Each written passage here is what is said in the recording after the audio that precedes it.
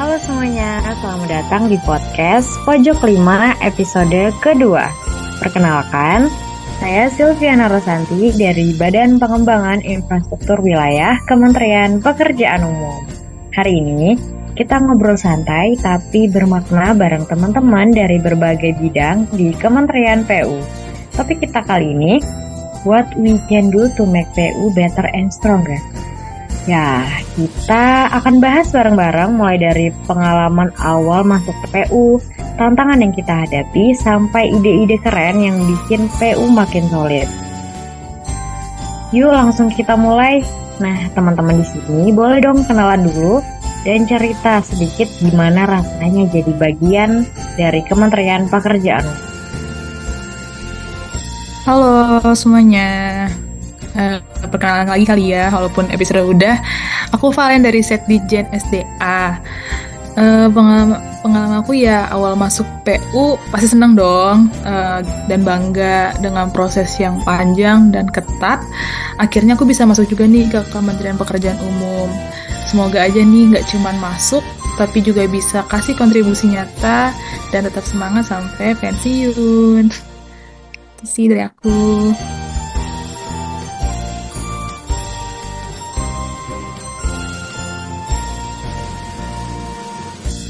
Halo, perkenalkan aku Zahra dari Bina Konstruksi. Perasaan aku masuk PU tuh rasanya pasti bangga banget ya.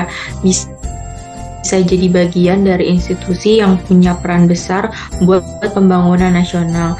Ada rasa ikut andil juga dalam kemajuan negara. Jadi nggak cuma kerja doang, tapi juga berkontribusi buat sesuatu yang lebih besar. Halo, saya Septian dari Inspektorat Jenderal. Masih belum percaya nih kalau bisa masuk PU, karena masuk PU ini merupakan tanggung jawab besar bagi saya untuk keberlangsungan bangsa dan negara. Tanggung jawab ini menjadi motivasi bagi saya untuk terus berjuang dalam membangun negeri. Halo, saya Vera dari Badan Pengembangan Infrastruktur Wilayah. Jujur, masuk PU sendiri rasanya kayak buka lembaran baru dalam hidup. Banyak banget hal yang sebelumnya nggak pernah kepikiran, tapi sekarang jadi bagian dari keseharian. Di PU juga aku merasa bukan cuma kerja, tapi juga belajar. Baik dari soal teknis, birokrasi, sampai cara komunikasi yang baik lintas generasi. Halo, kalau saya Samantha dari Sekretariat Dewan.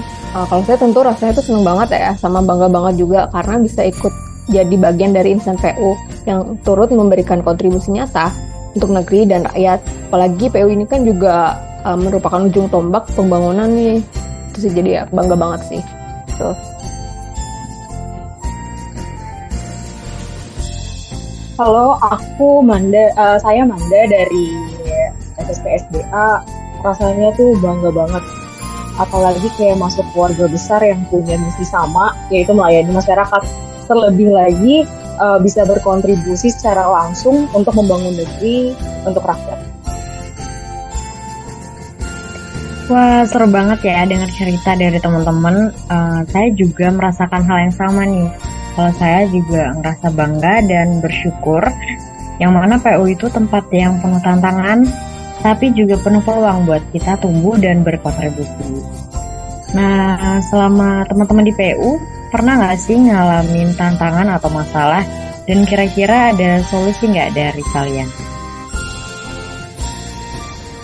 Tantangan ya. Tantangan terbesar saya itu terkait bidangnya. Selama ini saya tidak menekuni bidang sipil, sehingga ada banyak hal yang belum saya pahami, yang menjadikan saya sedikit lambat dalam bekerja sama. Ini menjadi tantangan yang besar, yang mengharuskan saya untuk terus belajar lebih banyak, bukan hanya mengenai bidang sipil, tentunya juga belajar mengenai birokrasi pemerintahan yang terikat pada institusi ini. Tantangan kalau buat aku nih, aku kan latar belakangnya dari IT. Nah, kalau yang aku rasain saat baru masuk PU itu, menurut aku teknologinya belum dipakai secara maksimal. Contohnya, kita kan difasilitasi email kantor, tapi komunikasinya masih lewat aplikasi lain nih. Padahal kan kita bisa berkomunikasi lewat email kantor. Terus aku melihat surat menyurat di PU ini masih perlu hard copy gitu-gitu. Sebenarnya sih udah mulai bisa digitalisasi ya, biar dimanfaatin fasilitasnya, biar nantinya PU juga bisa dikenal sebagai kementerian yang mendukung digitalisasi. Wah, menarik ya. Kalau dari saya, ini justru nyorotin soal kepatuhan intern di Kementerian PU. Sebenarnya tantangannya tuh masih ada, yakni terkait kepatuhan ASN di Kementerian PU ini masih sering dianggap formalitas. Akibatnya kerja jadi nggak seragam dan bisa menurunkan kepercayaan publik. Solusinya mungkin dari kepatuhan intern ini harus dipandang sebagai tanggung jawab, bukan sekedar kewajiban. Dengan disiplin dan kita saling mengingatkan, itu mungkin integritas bisa tumbuh dan pelayanan publik ini makin dipercaya.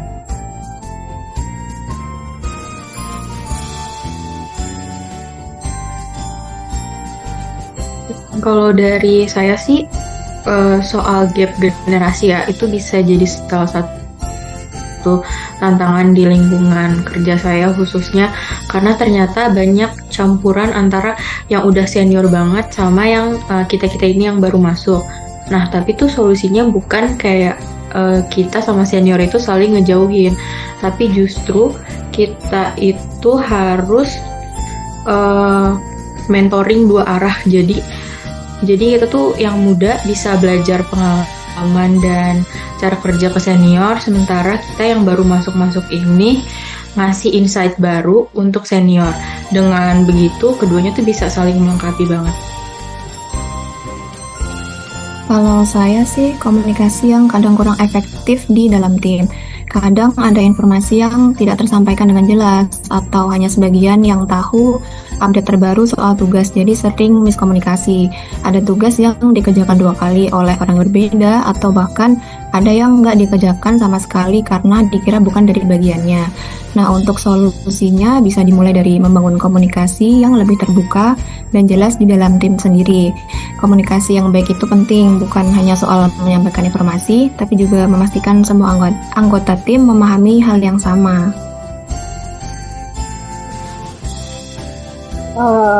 Sejauh ini sih hampir semua yang udah disebutin sebelumnya itu sama sih saya rasakan juga. Paling mau nambahin dari, karena kemarin sempat ada meeting juga, ada insight juga, itu tantangannya atau masalah yang bisa dihadapi yang ada di PU itu minimnya kesadaran lingkungan dalam proyek infrastruktur. Jadi ada beberapa proyek mungkin yang masih berorientasi pada hasil fisik aja gitu, tanpa mempertimbangkan dampak jangka panjang terhadap alamnya di sekitar proyek tersebut. Hal ini tuh menyebabkan adanya kerusakan lingkungan, seperti berkurangnya ruang hijau, pencemaran, dan penurunan kualitas air dan udara. Kesadaran akan pentingnya konsep green infrastruktur itu masih rendah gitu di proyek-proyek ini gitu. Padahal menjaga kelestarian lingkungan itu tuh bagian dari wujud cipta tanah air dan tanggung jawab kita juga terhadap generasi mendatang. Kayak gitu sih. Ya, saya mau nambahin dikit aja yang mungkin belum sempat di-mention ya kan, karena kita sama-sama masuk ketika instansi kita nih terkena efisiensi nih tahun ini kan, jadi kan kita harus bisa lebih selektif, maksudnya dari PU itu harus bisa lebih selektif dalam memilih proyek dan lebih kreatif untuk mencari pembiayaan itu. Selain itu kan juga ini kan hal ini kan menuntut kita untuk lebih bisa adaptif gitu kan, dimana kan sekarang banyak rapat kegiatan kita tuh dilaksanainnya itu harus online gitu loh. Nah, selain itu kan itu butuh pemahaman teknologi yang lebih baik, yang mumpuni gitu kan, dan kemampuan komunikasi yang harus lebih diasah. Jadi biar kegiatan itu tetap berjalan efektif dan meminimalisir kesalahpahaman yang terjadi. Jadi tujuan itu akan bisa tetap, tujuan kegiatan kita itu bakal tetap tercapai gitu aja sih. Baik, menarik banget sih dari sharing dari teman-teman semuanya. Ternyata tantangan kita tuh di PU ini beragam banget, tapi solusinya juga kreatif.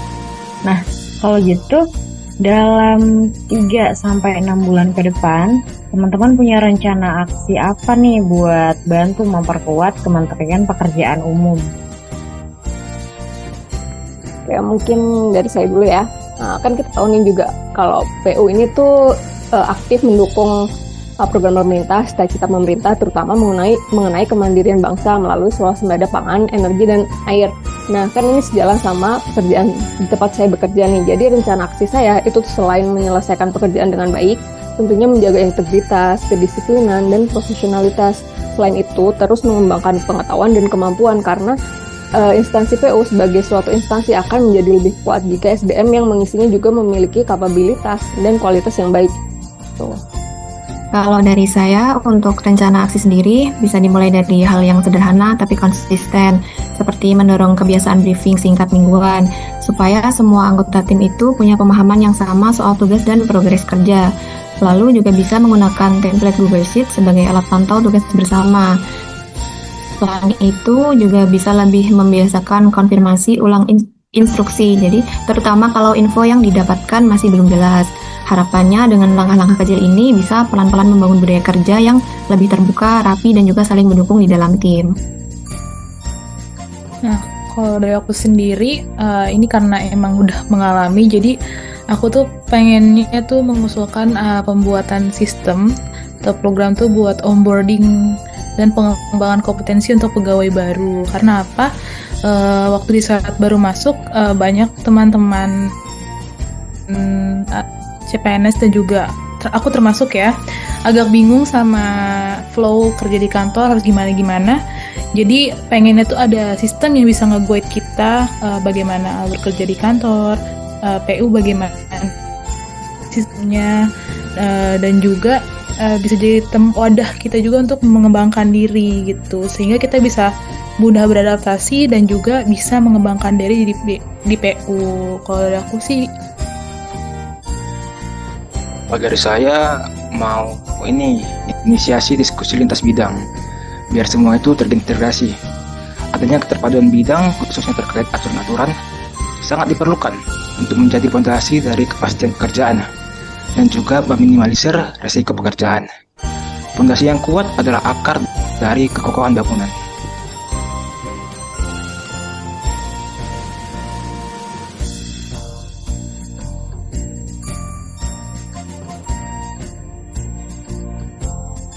Aku di Direktorat Jenderal Bina Konstruksi. Jadi menurut aku tuh penting banget buat ningkatin kompetensi dan kualitas SDM di bidang konstruksi. Apalagi kan sektor konstruksi itu tuh punya peran besar dalam pembangunan ya. Jadi tenaga kerjanya juga harus siap, terlatih, dan paham sama standar keselamatan kerja. Lewat pelatihan ini juga harapannya sih bisa bikin mereka tuh lebih kerjanya profesional dan hasilnya juga lebih optimal. Mungkin dari yang sebelumnya udah banyak rencana aksi, mungkin mau nambahin dikit aja untuk dari aku sendiri. Mungkin mau menginisiasi itu adanya kampanye Green Office dan membuat program penghijauan di area PU. Paling itu aja sih. Wah, rencana teman-teman konkret dan keren-keren semua nih. Saya juga punya satu ide kecil yang pengen saya jalankan. Yakni aksi nyatanya sederhana untuk meningkatkan awareness terkait kepatuhan intern bagi ASN. Yakni dengan membuat forum diskusi terkait budaya kepatuhan ataupun sosialisasi lewat poster atau infografis yang mudah untuk dipahami. Oke, kita lanjut ke pembahasan selanjutnya, yakni gimana sih cara kita membangun budaya kerja yang kolaboratif, inovatif, dan juga berintegritas. Oke, kalau berbicara untuk membangun budaya kerja itu kan tentunya butuh kolaborasi semua pihak ya, termasuk antara atasan, staf, kemudian lingkungan yang juga mendukung perubahan ini. Nah, hal-hal yang mungkin bisa dimulai dari kita nih, saya pikir itu seperti menyelesaikan tugas kita tepat waktu, kemudian kayak terbuka dalam komunikasi, jadi biar kerja tim kita itu bisa lancar dan terus meningkatkan kompetensi diri. Tuh. Setuju banget dengan pendapat Mbak Sam. Nah, kalau menurut saya juga hal lainnya itu penting banget buat saling menghargai dan juga terbuka. Kalau ada masalah, itu bisa dibahas baik-baik dan jangan lupa apresiasi. Karena itu bisa bikin semangat kerja itu lebih naik lagi. Kalau yang lain gimana? Mau nambahin sedikit, menurut saya budaya kerja yang keren itu bisa dimulai dari komunikasi yang terbuka dan empati. Kita kalau ngobrol itu jujur, saling ngerti, dan nggak takut buat sharing ide. Kalau itu jalan, suasana kerja jadi semakin asik, ide muncul, dan kerjasama juga makin solid. Dari situ, budaya kolaboratif, inovatif, dan berintegritas akan tumbuh secara alami. Kalau menurut saya komit nih pasti. Perlu adanya komitmen bersama karena nilai ini tuh bisa kita jadikan sebagai landasan atau dasar dalam setiap tindakan kita nih dalam kita bekerja gitu. Apalagi dan kolaborasi itu bisa dilakukan dengan forum lintas unit kerja atau unit organisasi. Sebelumnya juga tadi ada ya inisiasi untuk forum lintas tuh tadi sebelumnya, dan untuk inovasi bisa tumbuh dengan forum lintas tersebut gitu. Lebih sama seperti yang dibilang kakak sebelumnya, bahwa hal utama yang perlu dibangun adalah keterbukaan antar sama. Perlunya saling memahami perbedaan sehingga memudahkan kita untuk berkolaborasi. Tentunya bersama-sama melakukan inovasi berdasarkan keterpaduan bidang-bidang yang tiap orang tersebut. Kalau misalnya ngomongin budaya kerja nih, apalagi budaya kerja yang kolaboratif, inovatif, dan berintegritas, menurut aku tuh kuncinya itu emang harus jadi kebiasaan sehari-hari sih. Kayak pertama, kita harus punya sikap terbuka sama saling percaya. Jadi dalam satu tim itu merasa aman gitu untuk menyampaikan ide atau pendapat. Terus soal inovasi itu juga bisa muncul kalau kita berani nyoba hal baru dan gak takut gagal. Kadang tuh ada ide-ide kecil yang sederhana, tapi karena menurut kita itu cuman hal sepele, jadi kita nggak berani nih buat ngasih tahu ke teman-teman tim kita. Padahal itu malah bisa menjadi solusi besar. Dan terakhir itu ada integritas. Ini sebagai fondasi utama sih dalam pekerjaan, karena kalau nggak pakai integritas itu, kolaborasi sama inovasi itu jadi nggak ada artinya gitu. Karena integritas itu bikin kita menjadi konsisten dalam menjalankan hal-hal yang lain, sehingga terbentuklah budaya kerja yang kita harapkan tadi. Itu sih.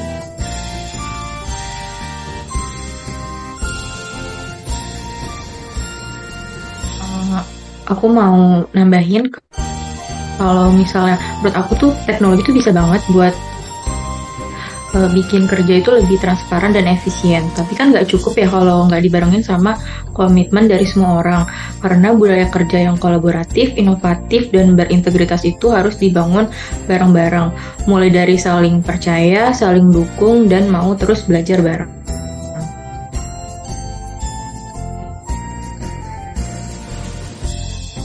Saya setuju banget sama teman-teman semua. Budaya kerja itu bukan cuma soal aturan, tapi juga soal kebiasaan dan sikap.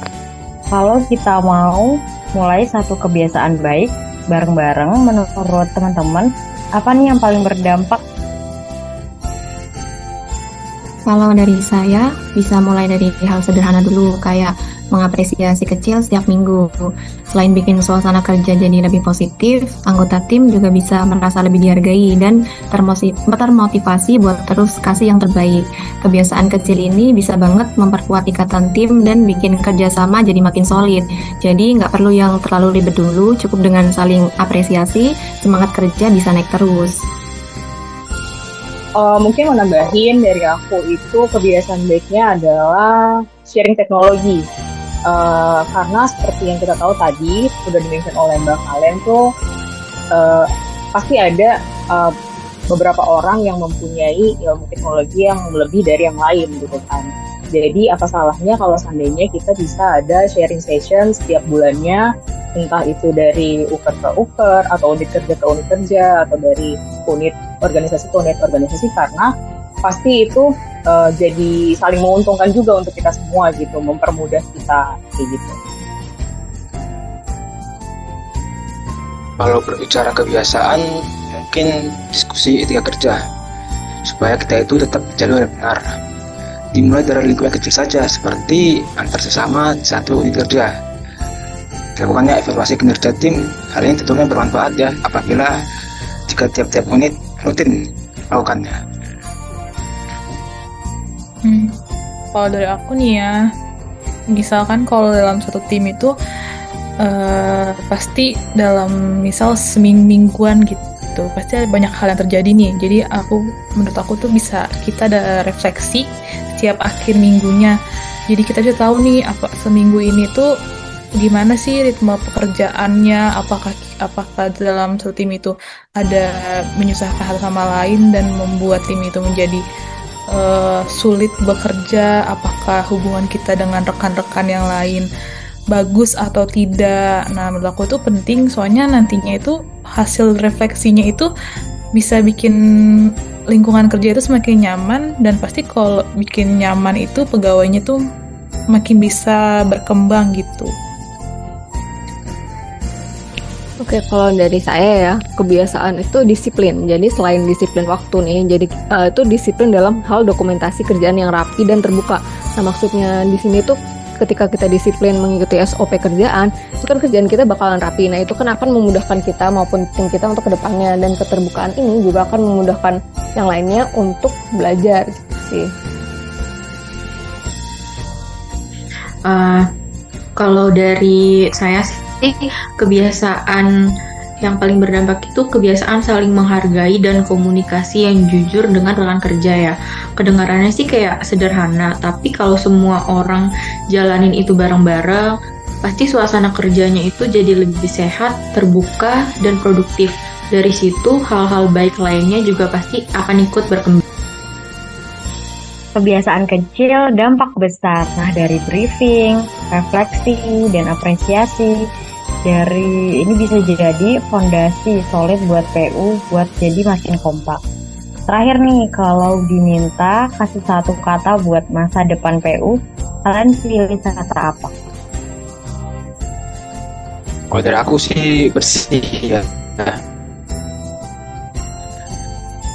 Ini sifat bersih dan tidak mencantum berarti pekerjaan yang dilakukan negara. Oke, kalau dari saya itu sinergi, karena kedepannya kan PU akan terus berkolaborasi dan berbagi peran lintas sektor nih untuk mencapai tujuan pembangunan berkelanjutan. Nah, selain itu, sinergi itu berarti akan menurunkan ego sektoral, mengutamakan kepentingan bangsa dan rakyat, serta menjadikan kolaborasi sebagai kekuatan utama. Kalau dari saya, satu kata buat masa depan PU itu berkelanjutan. Karena masa depan PU harus terus maju dengan menjaga sumber daya dan inovasi agar manfaatnya bisa dirasakan generasi sekarang maupun generasi mendatang. Kalau dari saya, satu kata untuk masa depan PU itu adaptif. Dengan sikap adaptif, PU akan selalu relevan, tangguh, dan mampu memberikan pelayanan yang terbaik untuk rakyat. Satu kata buat masa depan PU dari aku, berintegritas. Soalnya kalau integritas kuat, apapun yang PU kerjakan pasti bisa dipercaya dan bermanfaat buat masyarakat Indonesia. Kalau dari saya, transparansi, karena dengan transparansi kepercayaan bisa tumbuh baik di internal maupun dari masyarakat. Itu kunci buat kerja yang jujur dan akuntabel. Kata-kata yang singkat, yang powerful banget nih dari teman-teman. Kalau saya memilih harapan, itu karena PU adalah harapan masyarakat untuk pelayanan publik yang adil, transparan, dan juga berdampak. Oke, kita udah masuk di penghujung sesi nih. Terima kasih buat teman-teman semua. Obrolan kita ini ternyata nggak cuma inspiratif, tapi juga penuh semangat dan solusi. Saya percaya perubahan besar itu dimulai dari langkah kecil yang konsisten, supaya PU bisa jadi institusi yang makin kuat, makin adaptif, dan makin dicintai masyarakat. Oke teman-teman, sebelum kita tutup obrolan hari ini, PU kan punya jargon nih, supaya kita lebih semangat lagi. Yuk kita coba jargonnya. Kementerian PU Sigap membangun negeri untuk rakyat. Untuk rakyat. Oke, sampai jumpa di episode berikutnya. Tetap semangat, tetap belajar, dan juga tetap berkontribusi.